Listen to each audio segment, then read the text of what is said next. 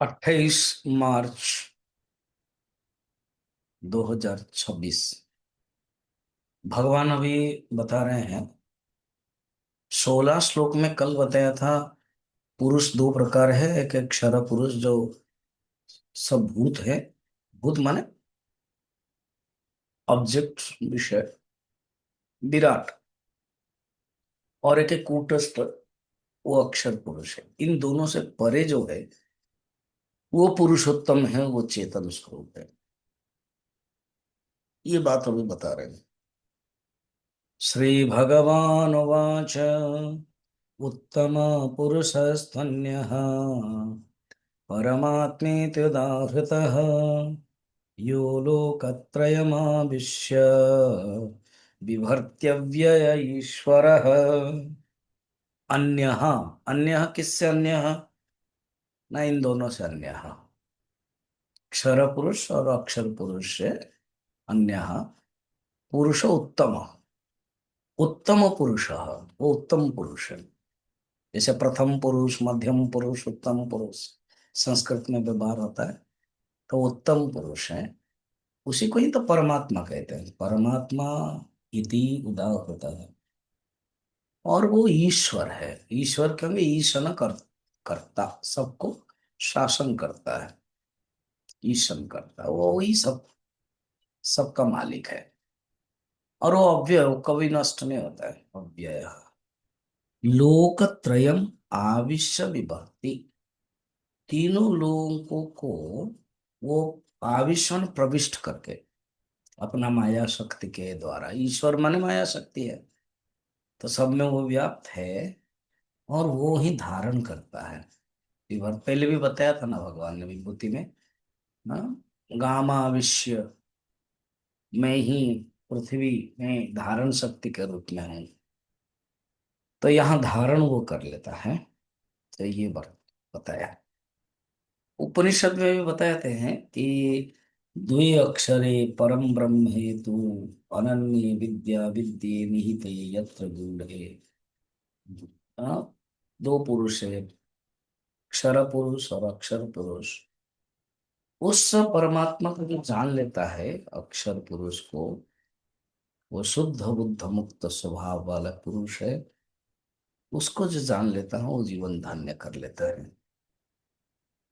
अच्छा, इसी बीच में ये जो क्षर अक्षर उत्तम पुरुष आया है, शंकराचार्य तो क्लियरली कहते हैं क्षर माने सर्वभूतानि और अक्षर कूटस्थ।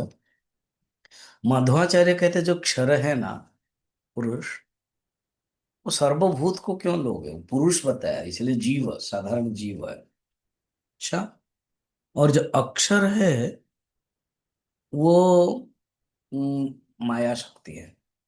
अच्छा, श्रीधर स्वामी कहते हैं नहीं, ये जो क्षर है जगत है और अक्षर जीव, शंकराचार्य वही है।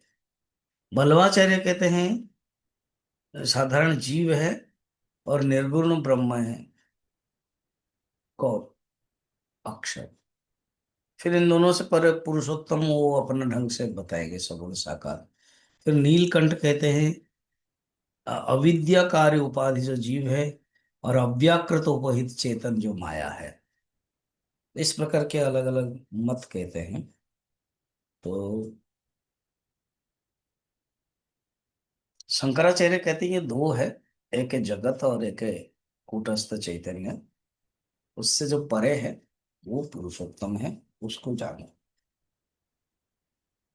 उत्तम पुरुष उत्कृष्टतम पुरुष दिवो ज्यायानंतरिक्ष ज्यायान, वो स्वर्ग से भी बड़ा है, अंतरिक्ष से बड़ा है। तथा जायस्य पुरुष, उससे भी जो बड़ा है पुरुष, वो एकमात्र तत्व, उससे फिर और बड़ा नहीं है।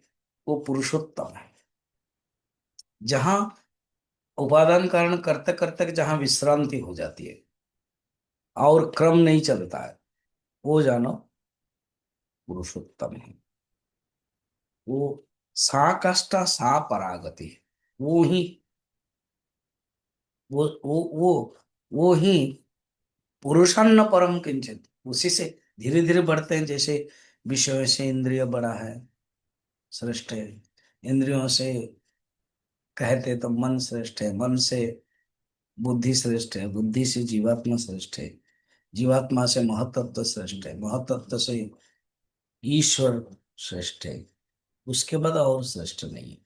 वो परम गति है, वो ही एकमात्र।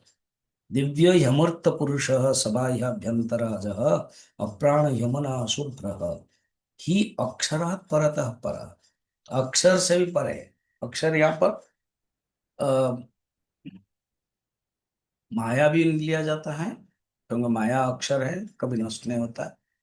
उससे भी परे, तमसा परम, जो बताया गया है।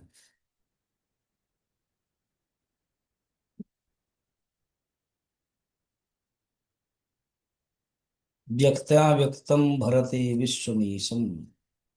ईश्वर क्या करता है? भरण करता है, बताया था ना ये। विभर्ति अव्यय ईश्वर। तो व्यक्त और अव्यक्त, स्थूल और सूक्ष्म, कार्य और कारण, सबको वो भरण करता है।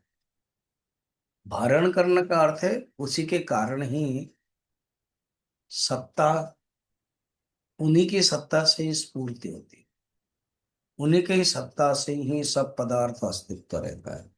सत्ता स्फूर्ति प्रदाता, इसलिए कहा जाता है।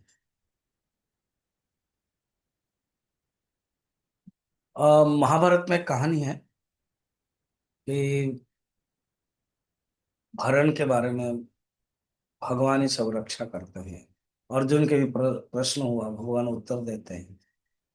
कहते हैं जो ये जो एक महाभारत युद्ध हो रहा था, तुम बड़े व्यस्त थे, हाँ। एक हाथी का एक घंटा पड़ गया, गिर गया। बोले क्या हो? तो जब घंटा निकला अर्जुन, तो देखा कि पक्षियां हैं, भरद्वाज पक्षी कहते हैं। तो माँ ने बच्चों को पक्षी दिया था, बच्चों। और इधर वो पेड़ पौधे सब नष्ट के कारण गिर गया, पक्षी लोग गिर गए। तो हाथियों के जो मार्च है उससे तो कुचल के मर जाते। और उसी समय ही जहां पक्षी गिरे, घंटा गिर गया और बच गए। तो जिसको बचना है ना, वो भगवान उसी को बचा देते हैं। वो ही कहते हैं, भगवान उसमें अर्जुन दिन समझ में आ गया। फिर आगे के श्लोक में हम कल देखेंगे।